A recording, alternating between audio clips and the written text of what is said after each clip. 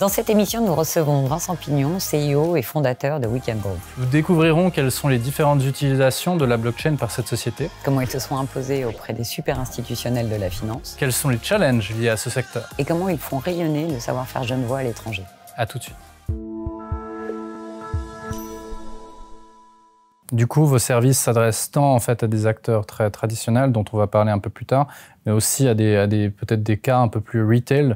Vous avez peut-être un exemple concret que vous pouvez citer? Effectivement, alors on s'est développé depuis beaucoup dans l'hôtellerie de luxe.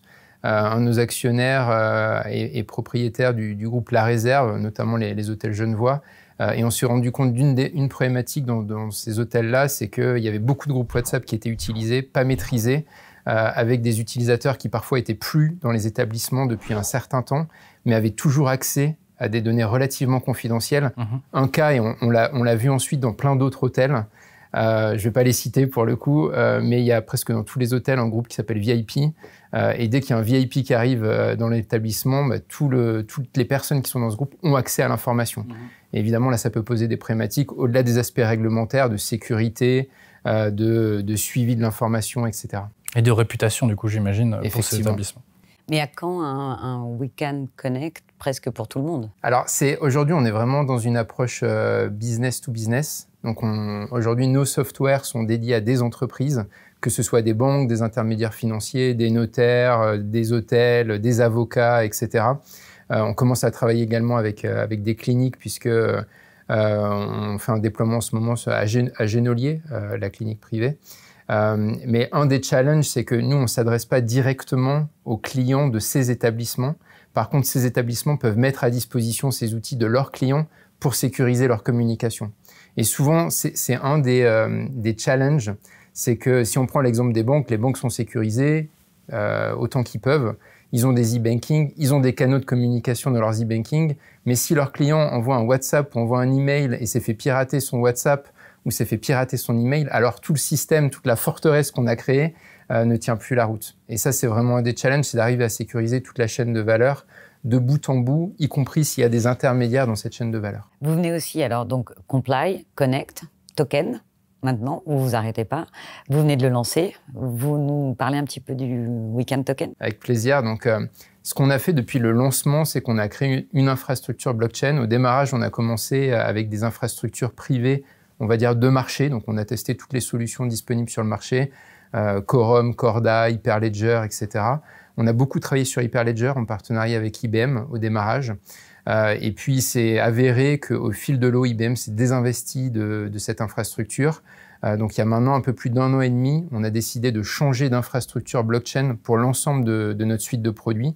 Et on a créé une suite en plusieurs layers. Donc, aujourd'hui, on a un layer 0 qui est Ethereum. On a un layer 1 qui est une blockchain privée institutionnelle suisse qui a été créée par Lugano, qui est 3Chain. Qui est une blockchain Proof of Authority et qui est assez fascinante d'ailleurs en termes de mode de fonctionnement. Et au-dessus, on a nos applicatifs qui viennent ancrer chaque preuve numérique sur cette infrastructure. Donc il y a vraiment une volonté de, on va dire, respect de la privacy dans tout l'écosystème, de traçabilité avec un ancrage des preuves numériques systématique, scalable avec un coût de fonctionnement qui n'est pas un ancrage sur une blockchain publique qui va coûter un coût non maîtrisé, on va dire. Et le modèle d'affaires de ces ancrages-là est basé sur le Weekend Token. Donc l'utilité du Weekend Token, c'est payer les ancrages des preuves numériques sur notre infrastructure technologique de façon systématique. Alors c'est tous nos clients. Donc aujourd'hui, dans notre base client, on a des hôtels de luxe, on a des intermédiaires financiers, on en a un peu plus d'une centaine. On a des banques privées et puis progressivement, on est en train d'élargir cette base-là, à la fois sur des aspects géographiques. Donc historiquement, depuis 2015, on est genevois principalement. On s'est développé en Suisse, d'abord à Zurich. Maintenant, on se développe de plus en plus aussi à Lugano. Et là, progressivement, on va être présent dans d'autres géographies européennes, mais aussi internationales. Pourquoi cette diversité intercantonale, si j'ose vous demander? Alors, un des challenges, quand on a commencé, on a travaillé sur un cas particulier qui était la compliance des banques privées. Et les banques privées travaillent avec des intermédiaires financiers, par exemple, dans toute la Suisse.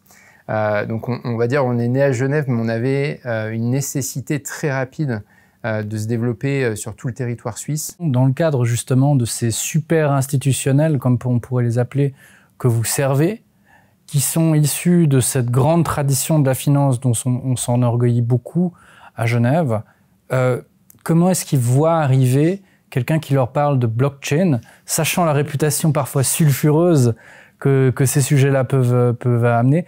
Ils vous ont pas pris pour un fou quand vous leur avez dit on va vous mettre vos données sur la blockchain? Comment ça s'est passé? Comment on les fait sortir de la forteresse? Quel est le challenge et comment en fait construit-on une forteresse pour les super institutionnels avec Weekend?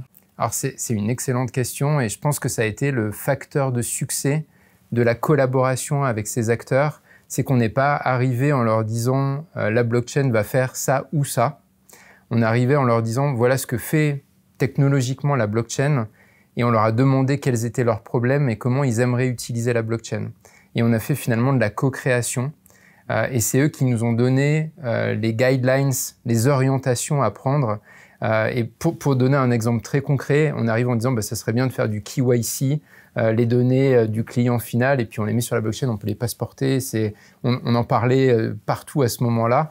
Et ils nous ont dit non, ça c'est des données très sensibles, on va pas commencer par ça, on va commencer par du KYB, donc Know Your Business, avec des entreprises où les données sont peut-être moins sensibles pour commencer. Et puis au fil du temps, avec l'apprentissage qu'on aura, l'évolution, etc., alors on pourra aller vers peut-être des scénarios comme le KYC. Et le fait de commencer par de la co-création, ça c'était le premier point. Et le deuxième point, de travailler sur un sujet qui est non compétitif, donc sur lequel ils ne sont pas en confrontation directe, qui est la compliance. Ça a permis de faire ce qu'on a fait. On aurait fait ça sur du front des activités comme de la tokenisation d'assets ou des choses comme ça. Très clairement, ça n'aurait pas fonctionné. Là, la compliance, donc toutes les banques, c'est des coûts qui augmentent, alors que les revenus stagnent ou baissent, donc c'est pas très viable comme système. Pouvoir dire qu'on mutualise les moyens sur de la compliance, qu'on mutualise les moyens de veille réglementaire, mais aussi technologique, de revue de la donnée, puisque la donnée est unique entre tous les acteurs, ça fait beaucoup de sens. J'ose vous demander concrètement, donc Weekend utilise la blockchain Ethereum en tant que finalement que sous-jacent, que preuve, j'imagine, collective. Qu'est-ce qu'on inscrit du coup comme données concrètement sur la blockchain? Alors sur la blockchain, on n'inscrit aujourd'hui aucune donnée. Donc ce qu'on inscrit, c'est les preuves numériques des changements liés à cette donnée. Donc soit des données en elles-mêmes, des documents ou des changements liés à cette donnée. Un exemple très concret, je mets ma pièce d'identité pour ouvrir un compte dans une banque. Je transmets cette pièce d'identité à la banque. La preuve numérique de la pièce d'identité est enregistrée sur la blockchain. Si je change cette pièce d'identité et que je retransmets ce changement, la banque va avoir la nouvelle pièce d'identité et la preuve numérique de ce changement sur la blockchain. Du coup, si je veux contrôler le fait que la pièce était valable à un instant T, a posteriori, je vais pouvoir avoir une certitude sur l'authenticité du document avec l'horodatage de cette authenticité. Donc, une des fins, c'est une fin d'audit. Et ce qu'on a fait quand on a créé cette plateforme Weekend Comply, c'est qu'on a déposé un brevet sur des méthodes et process d'audit de la compliance de façon systématique et en temps réel avec la blockchain. Alors que l'audit, traditionnellement, c'est plutôt a posteriori et de façon aléatoire. C'est-à-dire on prend un échantillon et on espère trouver une anomalie. Et voilà, là, comme on enregistre tout sur la blockchain, on peut mettre des informations dans ce qu'on enregistre pour avoir des alertes dans un cockpit et dire attention, cette information devrait être revue ou n'est plus à jour ou quoi que ce soit. Ce qui est très utile quand on fait de la compliance, où on doit revoir régulièrement les données. Exactement. C'est peut-être au centre du volcan, on peut se demander s'il fait le plus chaud. Quand on est justement en France, on nous dit « Ah, mais la Suisse, vous avez un très joli écosystème. » Venant de Genève, on ne s'en rend pas toujours compte. Est-ce que c'est plus facile de travailler justement dans des autres juridictions? Est-ce que justement, je veux savoir quelle image possédait en fait une fintech suisse dans la blockchain en France, pas en particulier, plutôt à l'international? Alors, elle est excellente. Et pourquoi En particulier sur la neutralité de la Suisse, sur la protection des données et la souveraineté en lien avec la protection des données de la Suisse, plus que sur les aspects blockchain. La blockchain, très clairement, il y a une visibilité de la Suisse. Après, il y a la réglementation suisse, mais vu de l'étranger, c'est pas nécessairement une plus-value particulière. Mais surtout les sous-jacents, là, il y a un vrai intérêt. Et ce qui se passe en particulier dans l'industrie financière, c'est que toutes les grandes compagnies, software compagnies, qui ont développé des softwares pour l'industrie bancaire, la plupart sont nées et sont basées en Suisse. C'est la même chose sur les core banking systems, c'est la même chose sur des PMS, sur du custody. On se rend compte que beaucoup de leaders mondiaux sont basés en Suisse et sont nés en Suisse. Et l'autre particularité, c'est qu'à l'échelle mondiale, très clairement, le private banking suisse est toujours très reconnu avec un vrai savoir-faire.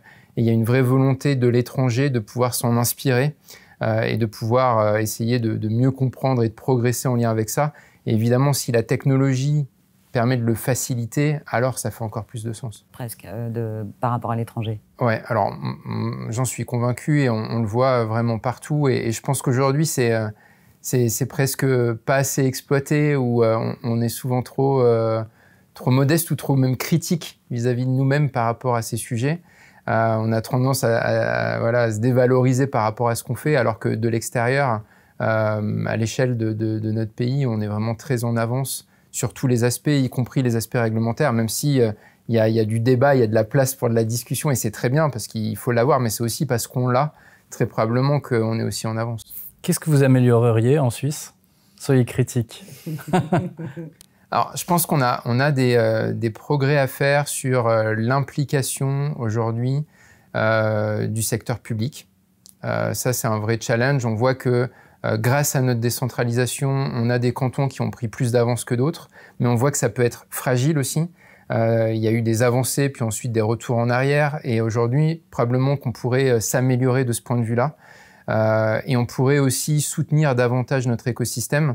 On voit que beaucoup d'acteurs aujourd'hui vont se développer à l'étranger, alors qu'on a une place pour se développer ici et pour favoriser des collaborations localement, ce qui n'est pas toujours le cas. Et ça c'est probablement quelque chose qu'on peut faciliter et aussi valoriser à l'international. Vous êtes un fournisseur de services maintenant pratiquement historique sur Genève. Vous avez notamment des solutions We Can Comply, We Can Connect. Est-ce que vous pouvez nous dire un petit peu qu'est-ce qui vous a poussé à développer ces solutions-là et en quoi elles consistent? Effectivement, alors ça ne rajeunit pas quand on dit qu'on est dans la blockchain depuis 2015, mais on assume. Et en fait, on a beaucoup appris en étant là depuis très longtemps sur ce qu'il était possible de faire ou pas avec la technologie blockchain, et aussi surtout ce qui faisait sens ou pas de faire. Ce sur quoi on pouvait avoir effectivement un retour sur investissement, des vraies utilités, on va dire, dans la technologie. Et on s'est rendu compte en 2019, avec un groupe de banques privées de la place de Genève, et principalement deux banques au démarrage, la banque Pictet et la banque Lombardier, qui avaient une vraie utilité à avoir la technologie blockchain pour tout ce qui est compliance, conformité entre les banques dépositaires et leurs contreparties, leurs clients, pour faciliter le stockage, le transfert, et on va dire la traçabilité, l'auditabilité des échanges. Ce qui est intéressant, c'est qu'en continuant ce travail avec les banques et en sécurisant les échanges sur des données structurées, on s'est rendu compte d'une autre problématique qui a fait beaucoup bruit ces derniers temps, c'est que on va dire que WhatsApp est interdit dans toutes les institutions financières et pas que, les hôpitaux, les organisations publiques, etc. Mais tout le monde l'utilise quand même. Ce qui amène à une problématique fondamentale, c'est la sécurisation des données et une alternative à WhatsApp. Et on a créé We Can Connect avec deux enjeux. Un, être intégré dans notre suite de produits We Can. Donc ça nous permet de se connecter avec une authentification forte et d'embarquer les systèmes de clés publiques-privées. Donc d'avoir un accès plus simple à la plateforme. Jusqu'à présent, les utilisateurs avaient une clé privée qu'ils devaient saisir à chaque connexion. Donc c'est pas quelque chose en termes de user experience qui est extraordinaire. Là maintenant, c'est embarqué dans une application mobile comme un tout est fait sur un e-banking. Et en plus de pouvoir communiquer sur tous les échanges qu'on peut avoir avec ses contreparties avec une application mobile, mais aussi une application web dans l'interface We Can.